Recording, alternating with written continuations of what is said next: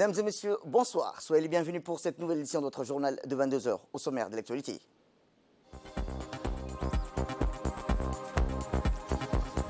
À la une dans l'actualité nationale, le président de la République, son Excellence Ismaël Merguele, a félicité le roi d'Espagne.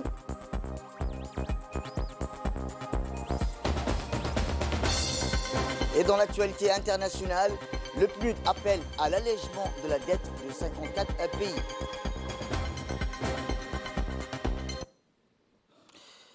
C'était les titres. Merci. Si vous nous rejoignez, eh bien, je vous le dis dans le titre, un message de félicitations du président de la République au roi Philippe d'Espagne. Le président de la République, son Excellence Ismaël Merguele, a formé de vœux de succès et de réussite au roi Philippe VI d'Espagne et davantage de progrès et de prospérité et d'épanouissement au peuple ami espagnol, commémorant ces jours-ci l'anniversaire de leur fête nationale.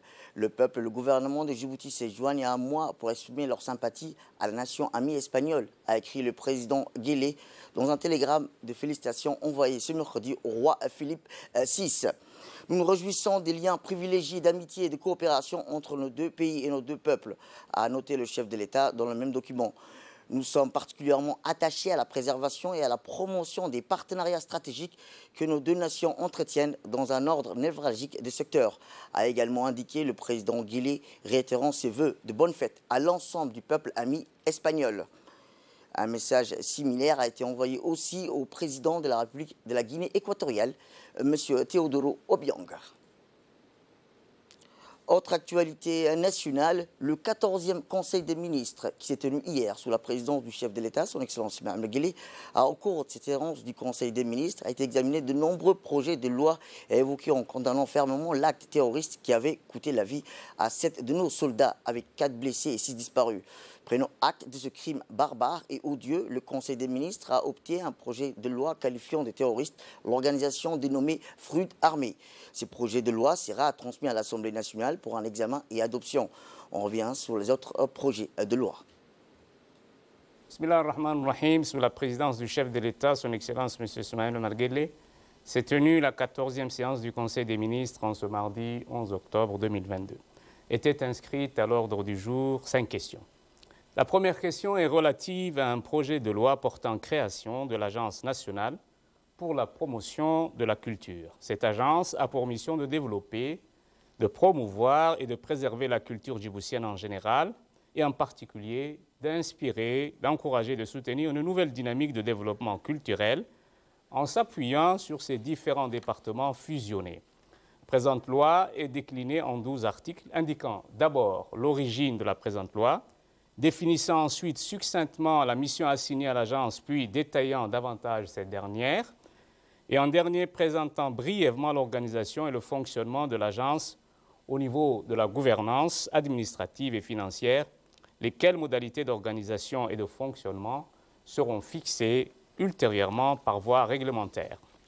La deuxième question concerne un projet de décret portant modification des dispositions du décret numéro 2014-162 présidence secrétariat d'État à la jeunesse et à la culture relatif aux modalités d'octroi du Grand Prix du chef de l'État, initiative jeunesse. Ce projet de décret vise à valoriser les initiatives de nos jeunes, d'encourager leur créativité, leur volonté d'entreprendre et de contribuer au développement national. Ce décret permet d'apporter les ajustements nécessaires quant aux nouvelles missions du département ministériel chargé de la mise en œuvre de la politique de la jeunesse et de la culture. Par ailleurs, l'organisation et l'expérience de l'édition 2021 ainsi que le succès des récipiendaires accompagnés tout au long de l'année 2021-2022 et afin de mieux adapter pour un meilleur ciblage et plus d'efficacité en faveur de l'engagement et de l'initiative des jeunes, le texte prévoit l'octroi des récompenses pour toute association et ou tout jeune qui s'est distingué d'une manière particulièrement exemplaire dans les champs des activités allant en priorité dans le sens de l'insertion socio-économique, de l'éducation populaire, de la vie associative et culturelle. Eh bien, toujours concernant le 14e Conseil des ministres, les pays amis comme la France, les États-Unis d'Amérique, les pays de la Ligue arabe ont également condamné les attaques terroristes dans la région de Garabitsan qui ont fait 7 mois parmi les forces djiboutiennes et ont présenté leurs condoléances aux familles des victimes de cette attaque de l'attaque terroriste qui a visé les forces djiboutiennes participant à la mission Amtis en Somalie. Ainsi, les membres du gouvernement djiboutien ont présenté leurs condoléances aux familles des victimes de cette attaque et ont souhaité un prompt rétablissement aux blessés de l'attaque terroriste qui a visé les forces djiboutiennes participant à la mission ATMIS en Somalie. Est relative à un projet de décret portant instauration de la plateforme Djibouti Port Community System, grâce à l'écosystème de projets portuaires maritimes et de la zone franche, découlant de la vision du chef de l'État, son Excellence M. Ismaël Omar Guelleh. Notre pays s'est aussi positionné comme un hub de commerce incontournable au niveau régional et continental. Cette tendance à la digitalisation n'est pas nouvelle et s'est accélérée ces dernières années, s'imposant comme un outil de compétitivité, non pas entre les ports, mais entre les pays ayant vocation à devenir une plaque tournante du commerce. L'objectif est de mettre à disposition des commerçants un outil efficace pour la fluidification et la facilitation des formalités d'import, de transit et de passage transfrontalier.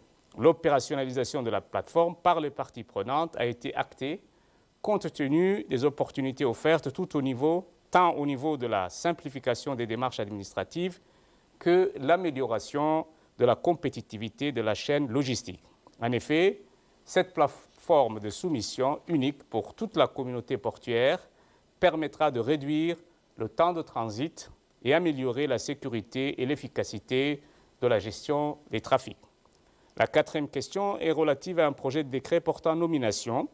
Madame Mouaheb Abdurrahman Ali est nommée conseillère technique du ministre de la Défense. Monsieur Idriss Moussa Ahmed, précédemment directeur général de l'Office djiboutien des droits d'auteur et des droits voisins, est nommé conseiller technique principal de Madame la ministre de la Jeunesse et de la Culture. Madame Yasmine Ahmed Moussa, ingénieure du corps de l'équipement, est nommée conseillère technique principale de Madame la ministre de la Ville. Madame Bilan Hassan Ismail est nommée au poste de directrice du développement durable du ministère de l'Environnement et du Développement durable. M. Ahmed Abdallah Mohamed est nommé conseiller technique principal du ministre de l'Environnement et du Développement durable. La cinquième question est relative à un projet de décret portant nomination des membres de la Commission nationale des droits de l'homme. Au titre de l'administration, M. Ali Soubani Atteye est nommé donc président de la commission, Mme Ifra Ali Ahmed, membre, M. Ali Ahmed Dini, membre, au titre du barreau, de la société civile, de la communauté religieuse et du corps professoral, Mme Amina Ahmed Abdillahi, M. Mohamed Ali Mohamed, Mme Fathia Daher Abdillahi et M. Abdullah Ousmane Daher, donc sont les membres à part entière de cette commission. Eh bien, comme je vous le disais, cette condamnation est soutien de la France. La France a condamné l'attaque menée dans la nuit du 6 et 7 octobre par un groupe armé contre la base de Garabitsan et exprimé sa solidarité au peuple et aux autorités djiboutiennes. La France présente aussi ses condoléances aux familles des soldats décédés et exprime sa solidarité aux blessés. Ainsi que les États-Unis d'Amérique, toujours continuant, les États-Unis d'Amérique ont également condamné les attaques terroristes dans la région de Garabitsan qui ont fait 7 morts parmi les forces djiboutiennes. Il a également présenté ses condoléances aux familles des victimes de cette attaque et de l'attaque terroriste qui a visé les forces djiboutiennes participant à la mission ATMIS en Somalie. Toujours dans le domaine de la condamnation, le Parlement arabe a, dans un communiqué du 11 octobre d'hier, condamné fermement l'attaque terroriste du groupe armé contre une caserne militaire de Garabitsan, tuant 7 personnes, blessant des militaires djiboutiens. L'institution parlementaire arabe a mis en garde contre de tels agissements criminels qui menacent la sécurité et la stabilité du monde arabe et a exprimé ses sincères condoléances les plus attristées à son Excellence, le Président de la République, son Excellence Ismaël Guelleh, au gouvernement et au Parlement et au peuple frère djiboutien. Le Parlement arabe a réitéré son soutien indéfectible à la République dans sa lutte contre le terrorisme et a appelé la communauté internationale à agir de façon adéquate, coopérer avec Djibouti en vue d'arrêter les auteurs de cet acte criminel et identifier leur soutien et leurs sources de financement. Le Parlement arabe, qui travaille de longue date sur la prévention du terrorisme et de l'extrémisme, appelle les pays arabes à promouvoir une approche coopérative et coordonnée de la lutte contre ces fléaux à tous les niveaux. Autre actualité dans ce 22h, c'est aussi, conformément à l'article 22 de l'année 1 et 2 du règlement intérieur, la conférence des présidents s'est réunie aujourd'hui sous la présidence du président de l'Assemblée nationale, M. Mohamed Al-Humed, en vue de fixer l'agenda des activités de l'Assemblée nationale. Le gouvernement a été représenté par le Premier ministre, M. Abdelkader Mohamed, et le ministre des Finances chargé des relations avec le Parlement, M. Hassan Omar Mohamed Brhan. Ont également pris part à cette réunion le premier et le deuxième vice-président, des présidents des commissions permanentes, de la rapporteure générale. En déroule, la conférence a transmis 5 projets de textes de loi aux formations élargies des commissions permanentes comme celle en charge des finances, celle de la législation ou la commission de développement social et enfin la commission des productions et échanges. On clôturait la suite des échanges sommaires de l'attaque terroriste de la nuit du 6 au 7 octobre dernier qui a endeuillé nos forces armées à Garbitsan, le président de l'Assemblée nationale, les membres du bureau de la conférence auxquels se sont joints le Premier ministre ainsi que le ministre de la Défense chargé des relations avec le Parlement ont retiré leur condamnation à cet acte lâche, abject et vil, et réaffirmant par la même occasion l'importance de la mobilisation et le soutien unanime de la nation à l'égard de l'armée nationale. Ils ont eu dernier lieu à exprimer leur vive émotion à l'endroit des familles et victimes et prié Allah de recevoir dans leur tout-puissant que le paradis. Inna lillahi wa inna ilayhi raji'un. La 58e réunion du comité directeur de l'Organisation africaine des institutions supérieures de contrôle des finances publiques, plus connue sous le nom Afrozaï, s'est tenue ce matin au Djibouti, place Campeski, sous le haut patronage du ministre de la Justice, chargé des droits de l'homme, M. Ali Hassan Badon. Sur les 56 pays membres de l'organisation, 25 pays avec plus de 100 délégués, dont 12 membres permanents du comité directeur de l'organisation, sont présents à la réunion de Djibouti pour débattre et mettre en place les mécanismes nécessaires à la transparence et à la bonne gestion des finances publiques, la bonne gouvernance étant l'un des défis majeurs du continent. Et bien, après Dakar, en mars 2021, c'est au tour de Djibouti d'abriter ses 58e réunions de l'organisation. Créée en 1976 à Yaoundé, au Cameroun, l'Afrozaï est chargée de promouvoir la bonne gouvernance, la transparence et la bonne gestion des finances publiques des pays africains, membres à travers la mise en place des mécanismes réglementaires. La République de Djibouti est membre de l'Afrozaï depuis 2001 et a intégré en 2005 l'une des 2 commissions techniques, à savoir celle du renforcement des capacités organisationnelles. Voici les propos de la première présidente de la Cour des comptes. L'Union africaine est un acteur principal de la bonne gouvernance en Afrique. Elle rassemble les institutions qui, de par leur travail, contribuent de manière significative à la transparence, à la redevabilité du secteur public dans leurs sociétés respectives.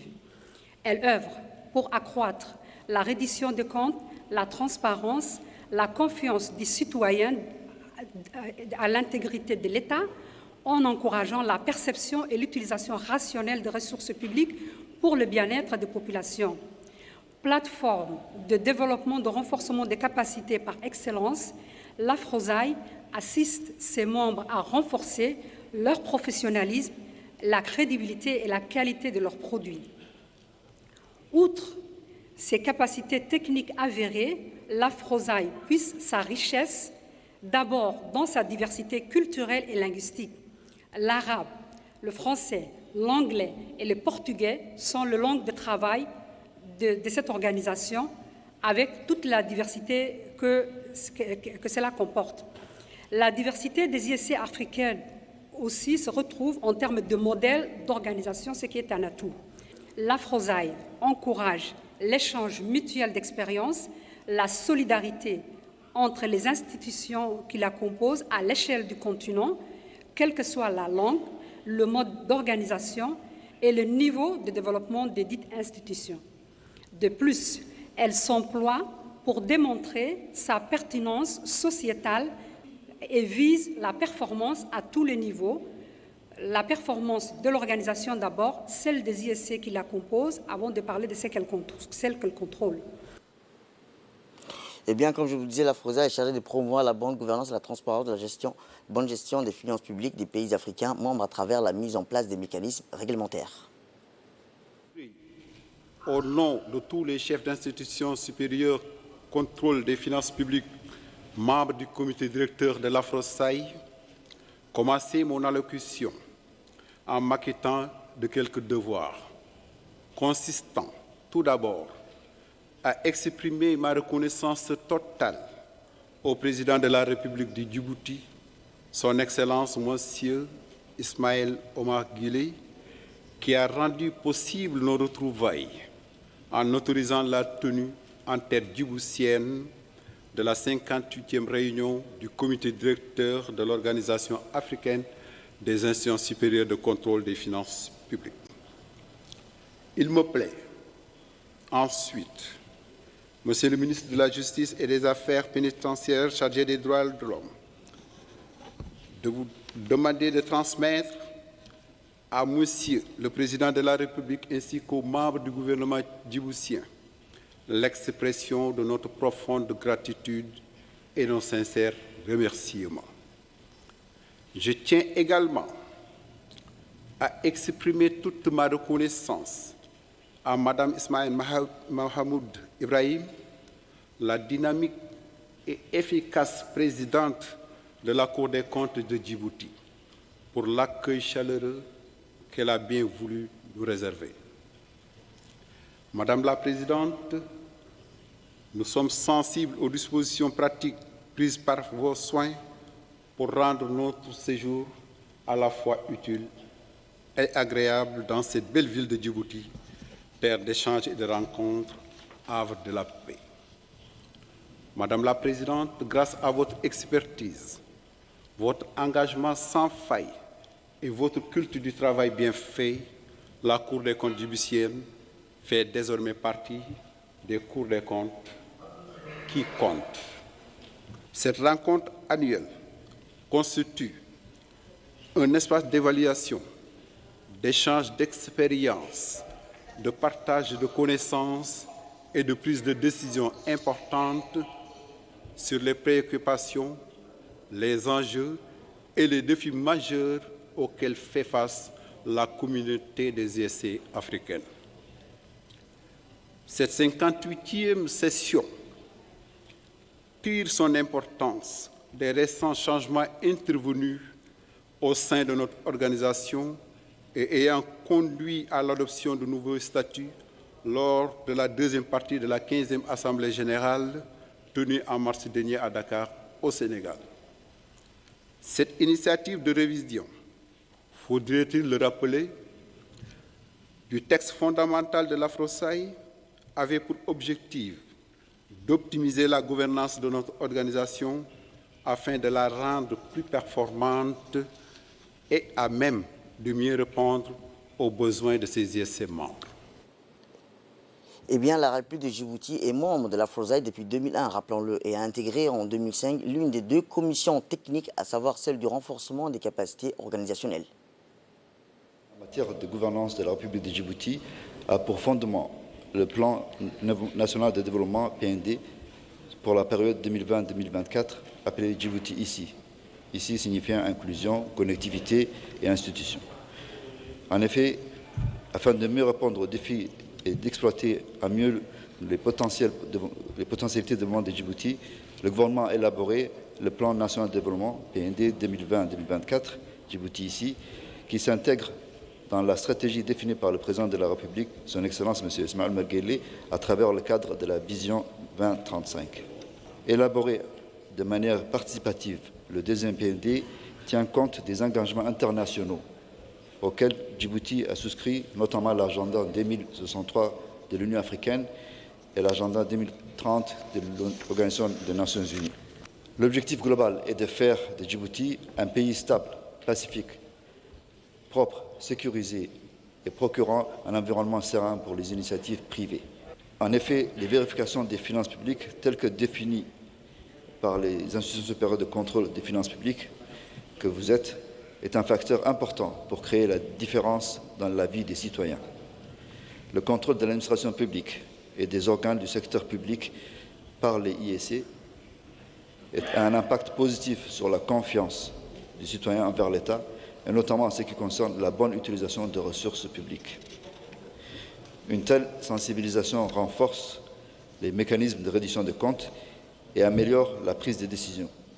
Ainsi, les ISC encouragent l'efficacité, la rentabilité et la transparence de l'administration publique.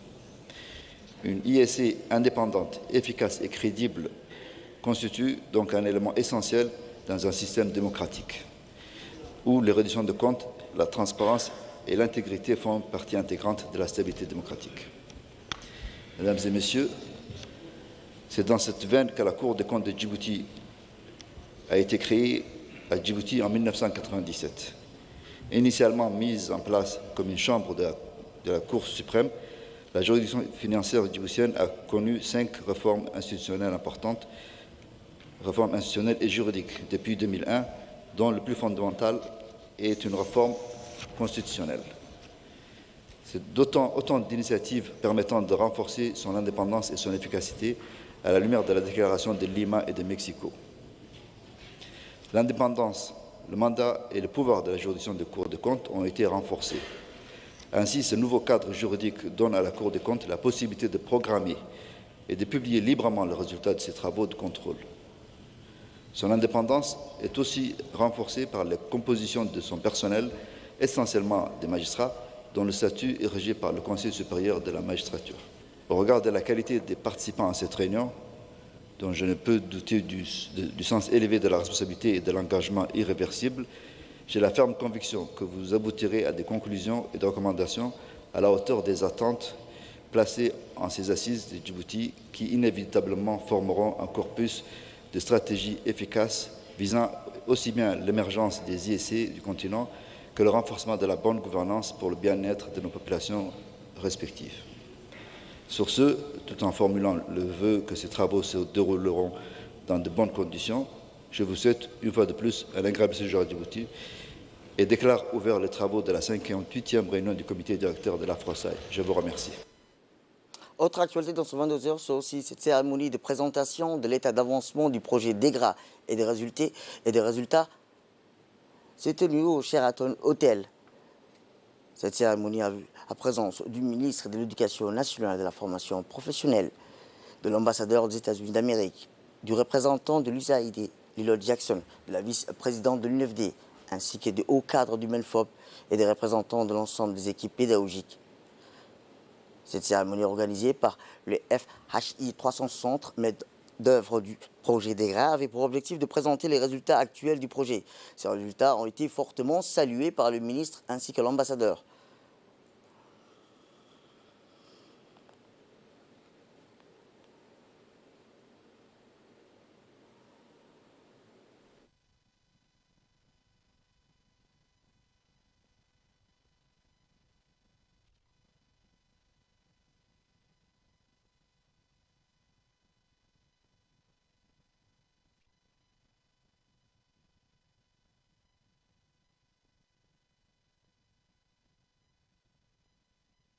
C'est un immense plaisir pour moi d'assister à cette cérémonie qui va présenter la réalisation du projet DEGRA, en mettant l'accent sur les contributions et l'impact positif des interventions de DEGRA, sur la performance des élèves en lecture, la performance des enseignants, l'amélioration de la supervision et du système de la suivi et évaluation. Je voudrais ici souligner que l'éducation reste un domaine prioritaire pour le gouvernement américain également. À travers l'USAID, tous les efforts du gouvernement américain visent à soutenir les pays partenaires pour élargir l'accès à une éducation de qualité et améliorer de manière mesurable les résultats d'apprentissage des élèves. J'ai appris que les résultats DEGRA 2022 pour les élèves en seconde année ont relevé les résultats positifs. Sur ce, écoutons à présent le discours du ministre de l'Éducation nationale. Plaisir pour moi de prendre part avec vous à ce moment important qui permet de faire le point à mi-parcours de notre projet DEGRA. Projet visant à contribuer à l'amélioration de la lecture dans l'enseignement primaire. Les résultats obtenus à ce stade sont d'ores et déjà probants et nous permettent de penser que non seulement nous sommes dans la bonne voie, mais que les objectifs du projet seront, Inch'Allah, pleinement atteints. Cette initiative est un programme cardinal sur lequel nous comptons grandement pour nous appuyer en vue d'apporter une amélioration significative dans les enseignements-apprentissages au sein de nos écoles et nous demeurons confiants qu'il répondra pleinement à nos attentes. C'est ainsi qu'entre autres, le projet DEGRA a vu le jour. Il s'agit d'un programme phare sur lequel nous reposons énormément d'espoir pour faire de notre école une école de la réussite pour tous. Ce programme est l'expression du choix judicieux que nous avons fait de donner la priorité à la maîtrise des fondamentaux pour que chaque élève puisse facilement apprendre et réussir. Par ailleurs, ce qui fait de la réussite de ce programme, c'est aussi la place privilégiée accordée à l'implication et à l'engagement des parents d'élèves. Enfin, il est important de souligner que si ce programme a été un plein succès, c'est aussi grâce à la planification rigoureuse des actions menées sur le terrain, les moyens mis à disposition et un suivi et une évaluation efficace menée qui nous a permis de réussir de réunir toutes les chances de la réussite. C'est un projet modèle de co-construction entre USAID et le MENFOP. La ministre de la Jeunesse et de la Culture, Mme Hibo Moumine Assoué, a présidé aujourd'hui à la Bibliothèque nationale, située à Bala, l'exposition du livre dénommé de l'exploitation de Djibouti 2010-2020, édité par Michaela Coradzino, présidente de l'association Méditerrano-Senza Handicap, et l'évêque de Djibouti, Giorgio Bertin. Cette cérémonie d'exposition a vu la présence du directeur général de l'Agence nationale pour les personnes handicapées, la NPH, du directeur général par intérim de l'Agence nationale pour la promotion et de la culture, de la présidente de l'association Méditerrano, de l'évêque de Djibouti, le président de la commune de Boulaos, des nombreuses personnes à besoins spéciaux et des élus locaux de la commune de Balbala et de Boulaos. Ces livres retracent toutes les activités réalisées à Djibouti de 2010 jusqu'à nos jours par l'association Méditerrano Senza Handicap et l'église de Djibouti. Cette association intervient depuis 2010 dans son plantation à Djibouti pour apporter son soutien aux personnes à besoins spéciaux à travers des formations spécialisées. L'association a mené plusieurs projets dans les différentes régions de l'intérieur pour les personnes à besoins spéciaux. La présidente de l'association Méditerrano Senza Handicap a dans son discours indiqué sa fierté de mener à bien ces projets à Djibouti. L'évêque de Djibouti, Giorgio Bertin, a quant à lui indiqué que ce livre témoigne de l'ampleur de nos réalisations à Djibouti.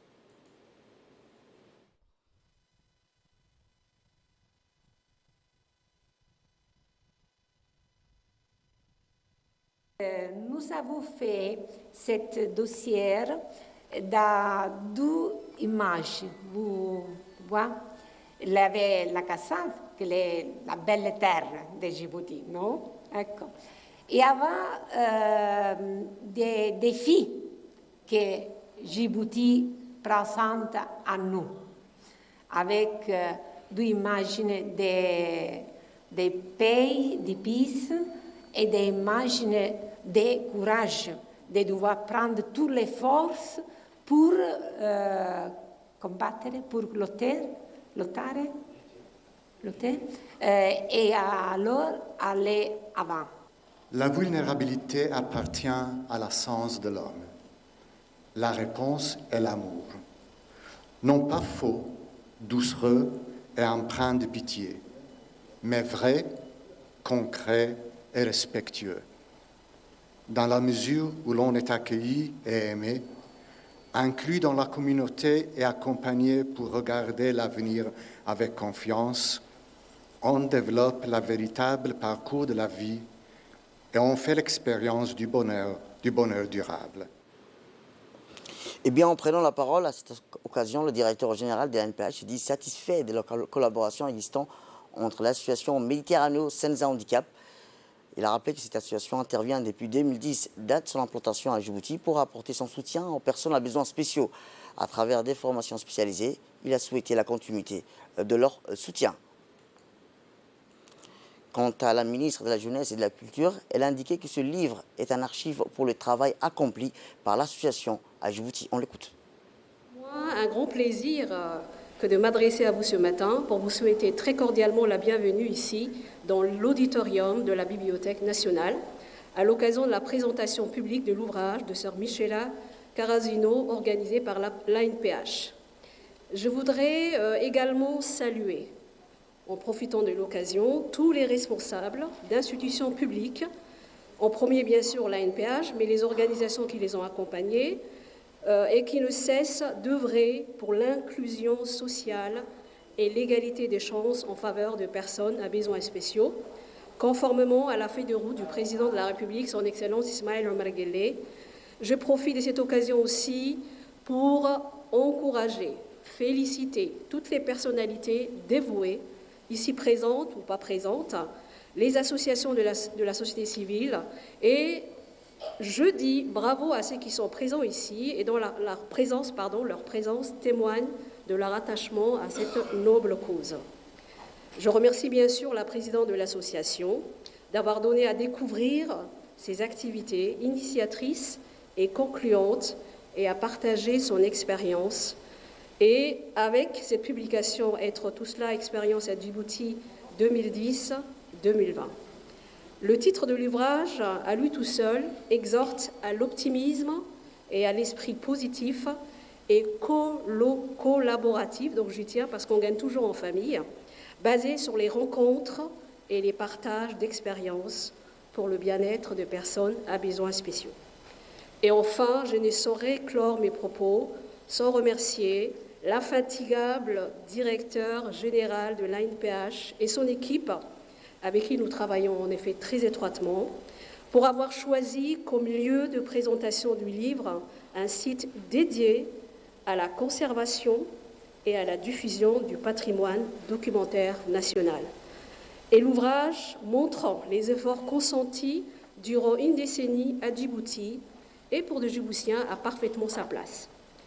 Le dit ouvrage mérite d'être lu d'un bout à l'autre, donc on va vraiment se jeter dessus pour en prendre connaissance et découvrir un modèle de collaboration efficace et concluant. Aussi, souhait de plein succès au livre et félicitations à leurs auteurs pour la contribution au développement humain. Direction Genève, où le secrétaire exécutif de l'ONARS, M. Hussein Hassan Darar, a pris part aux travaux de la 113e session du comité exécutif du Haut Commissariat des Nations Unies pour les réfugiés, qui s'est tenue du 10 jusqu'au 14 octobre à Genève, accompagné de l'ambassadrice extraordinaire et plénipotentiaire de la République de Djibouti. À Genève, le secrétaire exécutif de l'ONARS a fait le point sur la situation à Djibouti de la protection en faveur des réfugiés. La tenue annuelle de la session du comité exécutif au Commissariat des Nations Unies aux réfugiés revêt une importance capitale car elle constitue un espace de concertation, d'échange et de partage en vue de relever ensemble les défis liés à la question des réfugiés dans le monde entier. Sur les déclarations faites au nom du groupe africain et du groupe arabe. Permettez-moi tout d'abord de présenter au nom de mon pays, la République de Djibouti, mes hommages et mes chaleureuses salutations à l'ensemble des participants. Je voudrais également saisir cette occasion pour saluer l'extension méritée du mandat du haut-commissaire M. Filippo Grandi pour parachever tous les processus de changement qu'il a initiés afin d'assurer le bien-être et la protection internationale des réfugiés dans le monde. Cette année, des crises à grande échelle ont largement perturbé l'ordre mondial et aggravé singulièrement le défi touchant à la protection internationale des réfugiés et autres personnes relevant du mandat. Cette 73e session de l'ESCOM nous offre l'occasion d'étudier toutes les pistes de partenariat aux visions portées par le haut-commissaire pour les réfugiés, M. Filippo Grandi, nous a rappelé cette impérieuse nécessité de resserrer nos rangs afin de prévenir toute menace contre nos chaînes internationales de solidarité. Au niveau de Djibouti, nous souscrivons à l'appel du haut-commissaire M. Grandi. Monsieur le Président, Mesdames et Messieurs, mon pays, la République de Djibouti, compte parmi les pionniers dans la mise en œuvre du cadre d'action global pour les réfugiés, CRRF en anglais, depuis septembre 2016 à New York. Eh bien, voici les propos du haut-commissaire des Nations Unies pour les réfugiés, Filippo Grandi. Monsieur le secrétaire exécutif, je suis très heureux de vous revoir et vous enverrez mes salutations au ministre. Vous représentez ici un des pays les plus engagés à nos côtés et je vous félicite de cette fidélité à tout cela. Vous avez aussi utilisé une expression que j'aime beaucoup, vous avez dit, vous avez du savoir-faire dans l'inclusion. Ce que j'ai vu moi-même pendant ma visite à Djibouti il y a quelques années et certainement vous êtes un exemple aussi pour beaucoup d'autres pays. Je vous félicite, je vous remercie en fait aussi également pour l'appel que vous avez fait en faveur de l'éducation des réfugiés. Je sais que vous avez travaillé à côté de l'IGAD pour que cela soit poursuivi avec plus de détermination dans la région, notamment pour les réfugiés somaliens et autres. Et je suis d'accord avec vous que c'est très important de le faire, de le poursuivre avec plus de ressources et d'énergie. Et je vous remercie pour l'invitation au Forum national que vous avez bien voulu exprimer. Retour à Djibouti, où le préfet par intérim de la région de Dikil, M. Youssouf Ali, et le vice-président du conseil régional, Ibrahim Gourou, ont procédé au lancement de la campagne nationale de vaccination poliomyélite dans le centre CMH de Dikil. Ils ont été accueillis par les médecins-chefs et les équipes de vaccination qui sont disposées dans toute la région en vue d'immuniser tous les enfants de moins de 0 à 5 ans et leur offrir ainsi une protection préventive contre la poliomyélite. La cérémonie de lancement de la campagne s'est tenue le 10 octobre et se terminera le 14 octobre dans le centre CMH de la région de Dikil. Cette campagne de vaccination contre la poliomyélite s'inscrit dans le cadre de la prévention contre la propagation du poliovirus dans la région de l'Unité et ses autres localités.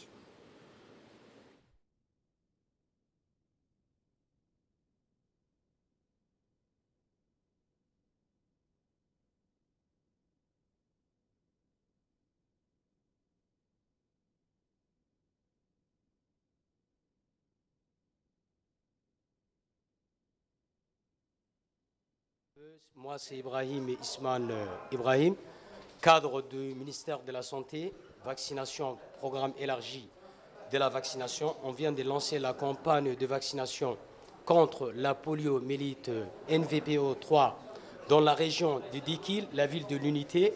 Donc les équipes sont parties vers le coup de 8 heures. On a commencé la campagne. Ils sont déjà déployés sur les terrains. Et Inch'Allah, on attend un bon résultat.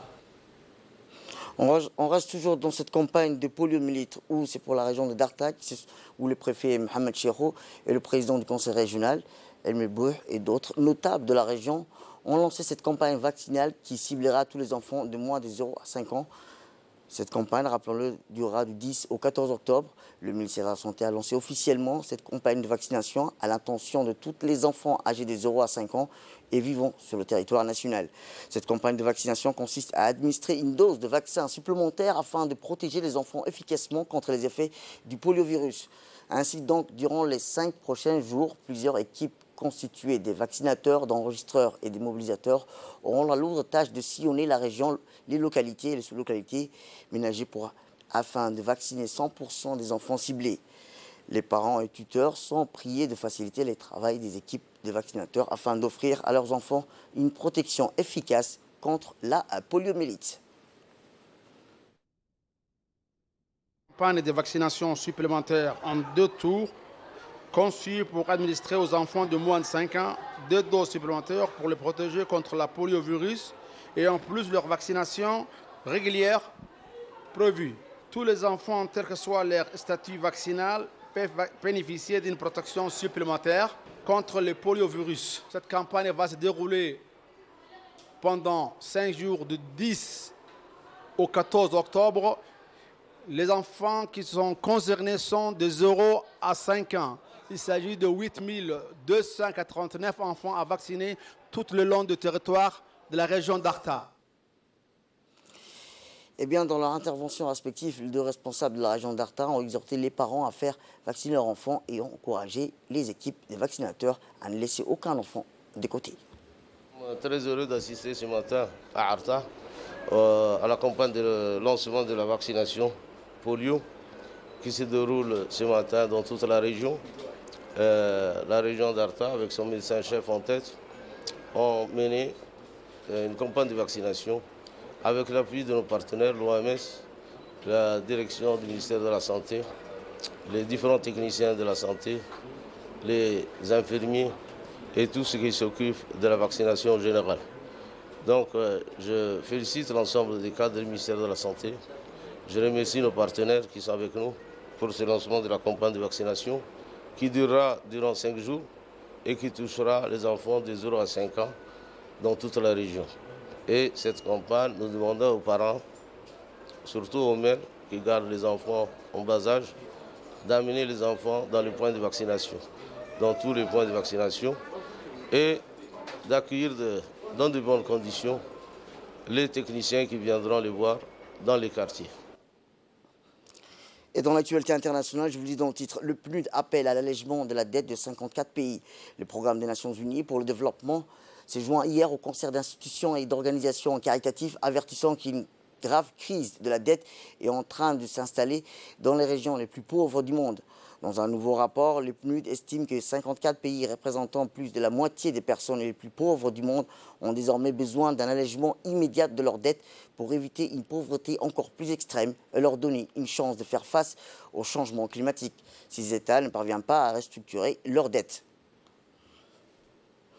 C'est la fin de cette édition. Merci à vous de nous avoir suivis. Restez avec nous pour suivre nos programmes télévisés. Le programme continue sur Télé Djibouti.